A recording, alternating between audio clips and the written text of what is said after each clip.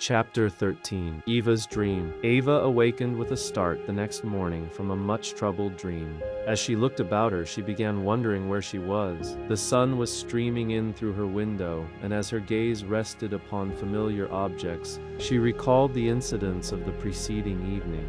And although the dream seemed so real to her, she thanked God that she was home once more, and that she had never doubted him, but had held fast to the promise he had made, and she had claimed as her own. Rising, she dressed hastily, and then kneeling at the side of the bed where she had often knelt before, she thanked God that she could approach him with real thanksgiving in her heart for all that he had done for her, and that she need not come to him at this time begging for a touch from his healing hand to relieve her sufferings, but could thank him for health once more, and also that her father had relented.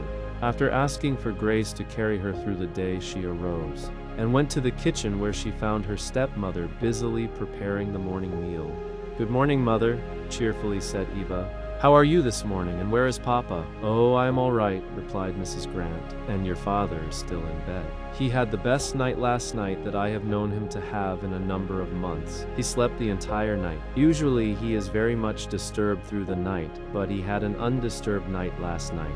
And when I awoke this morning, I slipped out of bed quietly that I might not disturb him. He seemed to be resting so well. I shall call him in time to get ready for breakfast." "I am surely glad to hear that," said Eva, "but I had a dream that disturbed me very much this morning. In fact, I was awakened from it with a heavy load upon my heart. I have never had a dream quite like it. It seems so strange. I have always heard you should never tell your dreams before breakfast, but tell me about it anyhow. Let us risk it this time," said Mrs. Grant laughingly. "You may have to call on someone else to interpret it for you, but I should like to hear it anyhow." "All right," said Eva. "I am not afraid to tell it before breakfast, for if there is anything to it, that will make no difference. I dreamed that I was walking along a narrow path, which was straight as far as my eye could see, but I was all alone. To my right there seemed to be a heavy forest some distance away, and I was fearful for a while that some wild animal might come from the woods and do me harm, but as I saw lions, tigers, leopards, and other ravenous beasts come to the edge of the forest, only to be blinded by the great light that shone about me, I became more reconciled and marched on, humming, 'I'll go where you want me to go, dear Lord, over mountain or plain or sea. I'll say what you want me to say. Dear Lord, I'll be what you want me to be.' I went for some distance when I saw Papa stagger from the forest and come directly toward me and enter the path at my side. I locked my arm in his, and we walked together a few steps, when a dark cloud as black as night settled down upon us, and I could see nothing.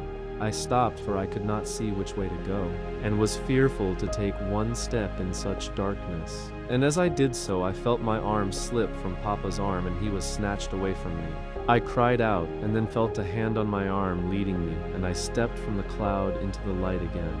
And there stood Fred Reed, my husband-to-be, holding me by the arm, and as he looked down into my face, he said, 'Do not be frightened, sweetheart, for I shall go with you through the clouds of your life, as well as through the sunshine.' I awoke then, but I wonder what it can possibly mean. Have you any interpretation for it?" "That is rather a strange dream," said Mrs. Grant, "and I am unable to see any meaning to it, but I do not believe in dreams very much anyhow.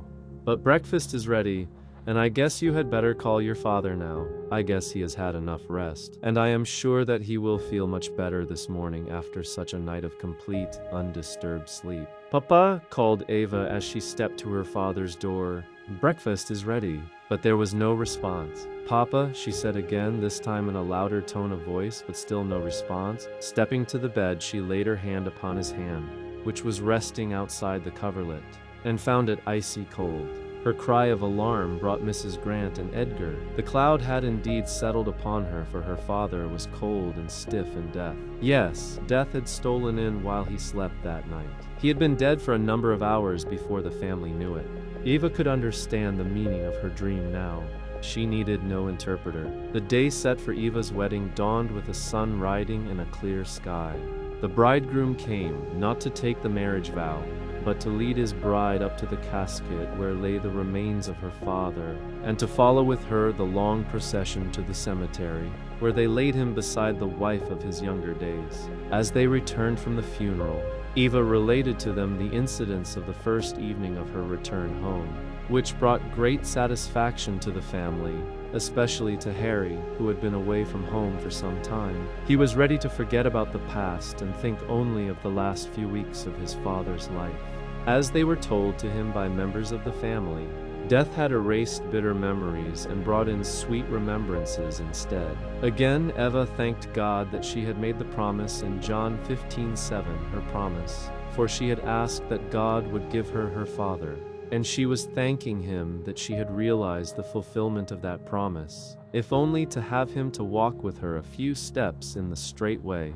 The prayer under the grape arbor was a never-to-be-forgotten incident in her life. As she recalled it many times, the walk from the arbor to the house was the realization of her dream of a few steps in the straight way with her arm linked in that of her father's, and this was a source of great pleasure to her. Her tears were few, for with the tears would come praise and thanksgiving unto God. It was hard for Eva to consider marriage so soon after her father's death, but as Fred Reed had procured a marriage license before receiving word of Mr. Grant's death, 3 days after the funeral, Eva went with him to the home of a former pastor, and there became his bride. As Eva felt the need of schooling after a brief honeymoon, the young husband returned to his official duties, and Eva returned to her pastoral duties with the church in Kentucky, but tendered her resignation that she might attend school that fall.